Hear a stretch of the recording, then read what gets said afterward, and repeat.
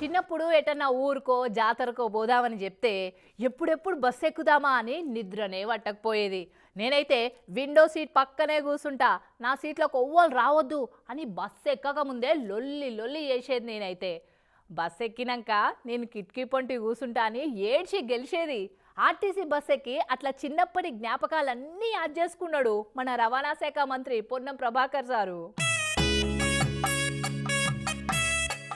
మహిళా దినోత్సవం సంబరం అంతా పొన్నం సార్తానే కనిపించింది కదా. పొద్దుగాలనే బయటకు బయలుదేరే ముంగట తల్లికి ఆలికి సన్మానం చేసి మహిళా దినోత్సవం శుభాకాంక్షలు చెప్పిండు. తల్లికి పాదాభివందనం చేసి దేవనార్తి తీసుకున్నాడు. ఇక అటు వాళ్ళ శ్రీమతి గారికి శాలువ కప్పి సన్మానం చేసిండు.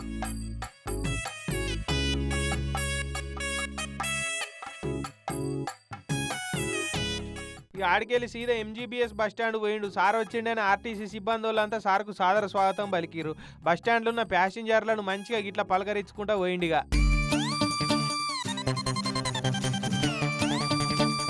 కలెక్టర్ సార్ను ఆర్టీసీ పెద్ద సార్లు మేడాలను లీడర్లను ఎంబడేసుకొని బస్ ఎక్కి కొద్ది దూరం పోయిండు. ఇక బస్సులనే కలెక్టర్ సార్కు చిన్ననాటి జ్ఞాపకాలన్నీ చెప్పుకురాబట్టిండు.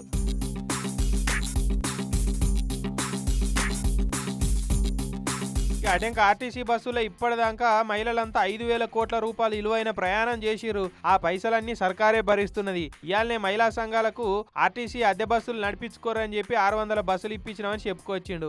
సార్ అన్నట్టు ఫ్రీ బస్సు పుణ్యమా అని మహిళలంతా ఇట్లా బస్సులో నిలబడ సందు లేకుంటే ఎక్కిపోతురు.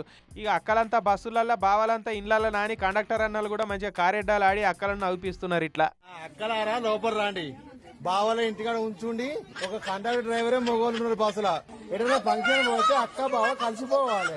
లేడీసే ఉండే, ఒక డ్రైవర్ కండక్టర్ ఇద్దరు మాత్రమే మొగోళ్ళు బస్సులో.